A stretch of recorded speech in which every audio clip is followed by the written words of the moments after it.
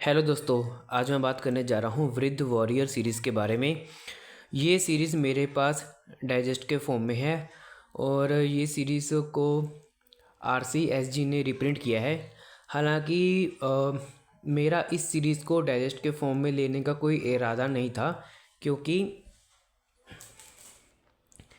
मेरे पास इस सीरीज़ के जो पहले 3 पार्ट्स हैं, ओरिजिनल पार्ट्स, क्योंकि तीनों के ऊपर 30 रुपीज़ की प्रिंट है, तो मेरे पास तीनों पार्ट्स, ओरिजिनल पार्ट्स पहले से ही थे। तो जब पहली बार RCSG ने इन चारों कॉमिक्स को पेपर मैक में रिप्रिंट किया, तो पहले मैंने वेट किया कि जब कॉमिक्स सिंगल में हो जाएंगी तो मैं सिर्फ ओल्ड इज़ गोल्ड जो लास्ट पार्ट है सिर्फ वही लेता। बट काफ़ी साल तक वेट करने के बावजूद सिंगल में अवेलेबल नहीं हो पा रही थी। तो जब 2024 में फर्स्ट ट्राई पे जब वृद्ध वॉरियर का डेस्क देखा था, हालांकि डेस्क के बारे में मैं शायद 2023 से ही जानता था, बट क्या है कि मेरे मन में ये चीज़ थी कि अगर सोलो पार्ट अलग से नहीं मिल सकता, तो अगर मुझे ख़रीदना ही है तो मैं पेपर बैग का सेट के बजाय अ, अलग एडिशन में ख़रीदूँ। क्योंकि इसका कारण एक ये भी था कि जो इसका कवर आर्ट वर्क है, कवर फ्रंट कवर आर्ट, वो बहुत ज़्यादा शानदार लगा था मेरे को। हालांकि फर्स्ट क्राई पे इसका पेपर बैग सेट भी अवेलेबल था, बट वो बात है कि मन में ये था कि अगर मुझे ख़रीदना है तो एक अलग तरीके से ख़रीदूँ। और प्लस मेरे पास सिर्फ आर्ट वर्क एक रीज़न नहीं था ख़रीदने का, और भी रीज़न है जो आपको बताऊँगा मैं आगे। तो इसी वजह से मैंने ये डेस्ट खरीदी। हालांकि पहले इसका कलेक्टेड एडिशन आया था, फिर बाद में कलेक्टेड एडिशन को डेस्ट के फॉर्म में RCSG लेके आई। अच्छा, पहले बता देता हूँ कि इस डेस्ट को खरीदने का रीज़न क्या था। फ्रंट कवर आर्ट के बारे में बता चुका हूँ। हालांकि जो बैक कवर आर्ट है वो इतना कुछ खास नहीं लगा। और दूसरी बात ये है कि अगर हम डेस्क को खोलते हैं तो अस्तर पे एक बहुत ही ज़्यादा खूबसूरत आर्ट वर्क देखने को मिलता है, जिसमें रेड और वाइट का कलर का बहुत अच्छा इस्तेमाल किया गया है। ये फ्रंट अस्तर ये आर्ट वर्क, और बैक साइड में ये वाला आर्ट वर्क, तो ये भी एक रीज़न था खरीदने का। और ऑफ कोर्स कि अगर आप कलेक्टर एडिशन, जैसे मैं बताया कि कलेक्टर एडिशन को बाद में डेस्ट का रूप दे दिया, तो इसमें कुछ एक्स्ट्रा कंटेंट भी है। तो सबसे पहले मैं आपको अच्छा ये बताता हूँ कि ये वृद्ध वॉरियर सीरीज़ है। ये 4 पार्ट की सीरीज़ है। फर्स्ट पार्ट का नाम है वृद्ध वॉरियर, सेकंड पार्ट का नाम है गोल्डन रेसर, थर्ड पार्ट का नाम है गोल्डन हीरो, और लास्ट पार्ट का नाम है ओल्ड इज़ गोल्ड। इस स्टोरी का कॉन्सेप्ट सिंपल ये है कि मतलब एक्चुअली क्या है कि मल्टीपल कॉन्सेप्ट है। ऐसे एक कॉन्सेप्ट ये है कि नई सोच और पुरानी सोच में फ़र्क, जिसकी वजह से इस सीरीज़ में आपको सूरज और अदरक चाचा के बीच में थोड़ी बहुत कहा सुनी नाराज़गी देखने को मिलेगी। और जो अदरक चाचा हैं वो लाफ्टर चैलेंज, लाफ्टर ग्रुप, मतलब लाफ्टर क्लब है इनका, जिसमें सभी वृद्ध लोग होते हैं। अच्छा, इस स्टोरी का जो मेन विलन है वो एक ऐसा विलन है जो सिर्फ़ और सिर्फ बूढ़े लोगों को ही शिकार बनाता है। मतलब सिर्फ बूढ़े लोगों को ही मारता है वो, जिसका कारण समझने के लिए आपको ये सीरीज़ वाकई मतलब ख़रीदनी पड़ेगी। क्योंकि अ, हालांकि कुछ हद तक, मतलब मैं ये नहीं कहूँगा कि वो सही है गलत है, बट कुछ चीज़ें हैं, मतलब कॉन्सेप्ट एक बहुत सेंसिटिव टॉपिक है ये एक तरह से, बट हाँ उस तरीका उसका गलत था। तो मैं ये कह रहा था कि जो इस सीरीज़ का जो मेन विलन है वो सिर्फ बूढ़े लोगों को अपना शिकार बनाता है। और इस चक्कर में ही जो अदरक चाचा के लाफ्टर क्लब में जितने भी दोस्त हैं, उनमें से 3-4 दोस्त पहले ही इसके हाथों बलि चढ़ जाते हैं, हर एक का पार्ट के साथ साथ। तो दूसरी तरफ सूरज और अदरक के बीच में भी अ, पुरानी और नई सोच को लेके बहसबाजी चलती है, जिसकी वजह से अदरक को भी लगता है कि शायद सूरज भी मतलब बूढ़े लोगों से इतना कुछ खास लगाव नहीं है टाइप। और उस बीच बीच में सूरज को भी लगता है कि अदरक चाचा को सिर्फ बूढ़ों के साथ ही वक्त बिताना अच्छा लगता है। मतलब बहुत ही ज़्यादा सेंसिटिव टॉपिक है इस सीरीज़ का। तो पूरी सीरीज़ में यही चलता रहता है। अच्छा, ये पहला ऐसा विलन है जिसने डोगा को, मतलब डोगा ने इस कॉमिक में, इस सीरीज़ में पहली बार कन्फेस किया है कि इस सीरीज़ का जो जो भी मेन विलन है वो ऐसा मेन विलन है जिसने डोगा को जब भी मारा है हर बार उसको चोट पहुँचाई है अंदर से, मतलब बाहर से नहीं, अंदर से। और उस इसके रिश्ते को भी काफ़ी हद तक तोड़ के रख दिया था। तो स्टोरी काफ़ी ज़्यादा मज़ेदार है। और इसी सीरीज़ में आपको आपको थोड़ा सा अदरक चाचा, धनिया चाचा, काली चाचा और हल्दी चाचा के ओरिजिन के बारे में थोड़ा बहुत आपको जानने को मिलेगा। तो ये बात तो सही है कि जब आप ये सीरीज़ पढ़ने बैठोगे तो आपका मन करेगा कि चारों पार्ट्स एक साथ पढ़ लूँ, क्योंकि सीरीज़ बहुत ही ज़्यादा इंटरेस्टिंग है। आर्टवर्क मैं इसको अबव एवरेज से भी थोड़ा ऊपर बोलूँगा। मतलब मैं ये नहीं कहूँगा कि एवरेज है या जस्ट अबव एवरेज है। मैं अबव एवरेज से भी ऊपर रखना चाहूँगा, क्योंकि मुझे आर्टवर्क भी काफ़ी अच्छा लगा। कलरिंग इफ़ेक्ट्स बहुत ही ज़्यादा शानदार।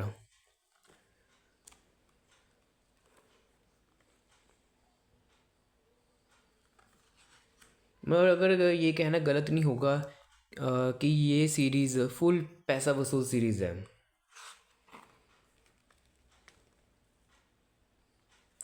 आपको लास्ट तक ये सीरीज़ बांधने में कामयाब रहती है।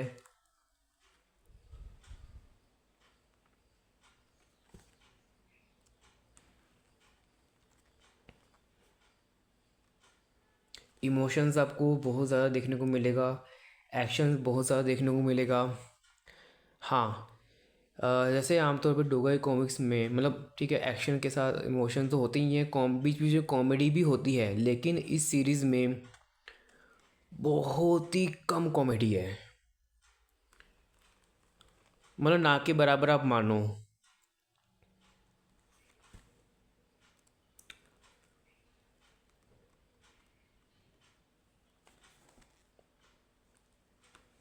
एक्शन तो आपको भर भर के देखने को मिलेंगे ही, जैसे डोगा की कॉमिक्स में होता ही है। एक बार एक भाई बोल रहे थे कि भी मैं डोगा बांकेलाल की बेस्ट कॉमिक्स के ऊपर वीडियो बनाऊं। बट क्या है कि जैसे मैंने कमेंट भी किया था कि मुझे डोगा और बांकेलाल की हर एक कॉमिक एक से एक बढ़कर लगती हैं। हालांकि सिर्फ कुछ ही कॉमिक्स होंगी जो कुछ खास नहीं होंगी, बट सभी कॉमिक्स अपने आप में ही यूनिक हैं।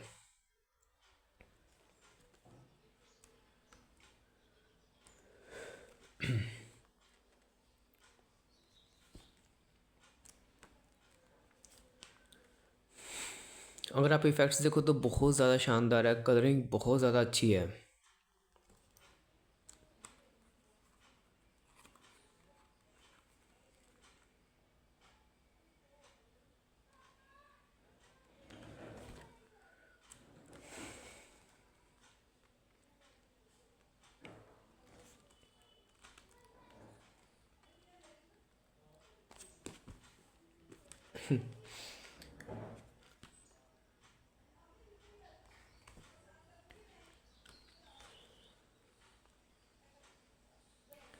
मतलब आपको इस सीरीज़ में अदरक और सूरज के बीच में बहुत ज़्यादा टेंशन फील होगी। यहाँ पे तो अदरक चाचा अपने थोड़ा ओरिजिन के बारे में बता रहे हैं। मैं बस यही कहूँगा कि अगर आप डोगा के फ़ैन हो तब तो आपको डेफिनेटली ये सीरीज़ ख़रीदनी चाहिए, अगर ये अभी भी अवेलेबल है तो।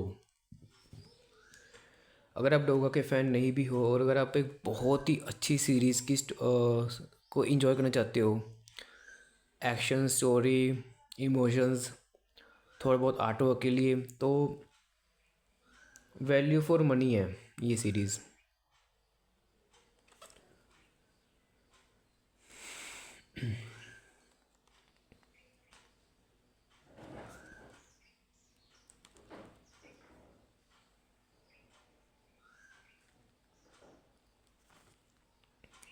बस मुझे बस एक मतलब हालांकि अगर मैं इस डाइजेस्ट या कलेक्टेड एडिशन को छोड़ दूँ तो सिर्फ फर्स्ट पार्ट में ही इन लोगों ने एक सेकंड, हाँ, ग्रीन पेज शेयर किया था, जबकि सेकंड, थर्ड और फोर्थ पार्ट में कोई ग्रीन पेज नहीं था, जो कि मुझे एक अजीब बात लगती है। हाँ, ऑफ कोर्स कि फर्स्ट पार्ट में होना बहुत ज़्यादा ज़रूरी है ताकि थोड़ा बहुत इन्फॉर्मेशन मिल सके, लेकिन जैसे जैसे कहानी बढ़ती है तो हर एक पार्ट में होना चाहिए था।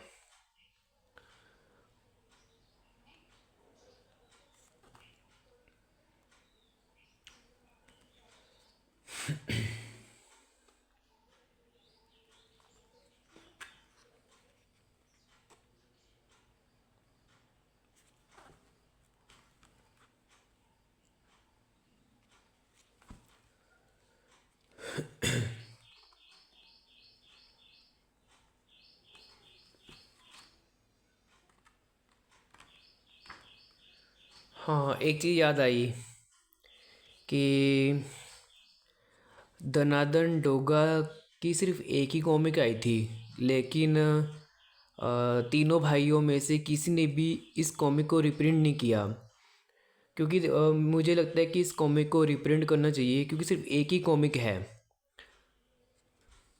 आई होप जल्दी ये कॉमिक रिप्रिंट हो। मुझे नहीं पता कि स्टोरी आर्ट वो कैसा है कैसा नहीं, बट क्योंकि दनादन डोगा नरकनाशन के नागराज के यूनिवर्स से है और नरकनाशन नागराज की सारी कॉमिक्स लगभग रिप्रिंट हो चुकी हैं, तो अगर नागराज को छोड़ दें तो सिर्फ डोगा की ही सोलो कॉमिक आई थी, भेड़िया की कोई कॉमिक नहीं आई थी। तो वैसे भी ये कॉमिक आउट ऑफ स्टॉक है, तो आरसी को इस कॉमिक को बहुत जल्द रिप्रिंट करना चाहिए।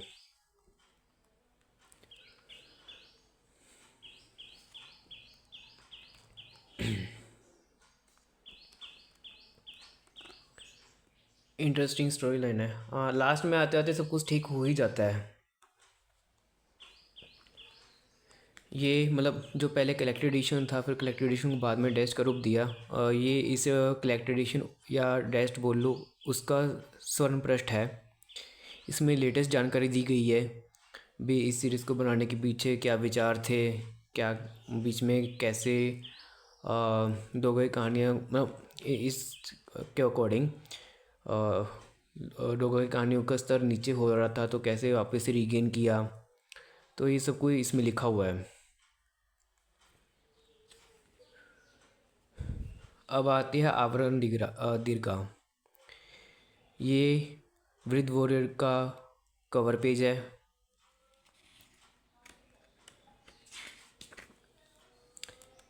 ये गोल्डन रेसर का कवर पेज है। ये गोल्डन हीरो का कवर पेज है। और लास्ट में ओल्ड इज़ गोल्ड का कवर पेज। और जो ये मतलब जो ऑफ कोर्स कि ये ओरिजिनल कलेक्टेड एडिशन के लिए बनाया गया था, अ, मतलब यहाँ पे लिखा संग्रह संस्करण के आवरण के मूर्त रूप लेने की सिलसिलेवर प्रक्रिया, तो वही कॉन्सेप्ट आर्ट टाइप। और जो मतलब जो डबल स्प्रेड कवर है उसका कवर स्टेज है, हालांकि सिर्फ पेंसिल आर्ट तक ही शेयर किया हुआ है। आपको थोड़ी बहुत यहाँ पे डिटेलिंग भी दिख रही होगी, फोल्डिंग एरिया A0, यहाँ पे आपको दिख रहा होगा कुछ ना कुछ। हालांकि कवर स्टेज पे मतलब कलरिंग फिर इफ़ेक्ट्स वाले भी वो दिखाए जाते हैं, बट इसमें ऐसा कुछ नहीं है। मुझे मतलब क्या है कि मतलब ऑफ कोर्स की ड्रेस बहुत अच्छी है, लेकिन सबसे ज़्यादा मुझे ये चीज़ अच्छी लगी, ये जो यहाँ पर यहाँ पर आर्ट वर्क है और यहाँ पे आर्ट वर्क है, दोनों ही बहुत बढ़िया आर्ट वर्क है। और ये है full double spread cover art, मतलब अपने आप में बहुत शानदार आर्ट वर्क है, स्टोरी है अच्छी, मतलब सब कुछ बढ़िया है। तो ठीक है दोस्तों, आज के वीडियो के लिए सिर्फ इतना ही। मिलता हूँ नेक्स्ट वीडियो में। Till then bye and thank you for watching this video.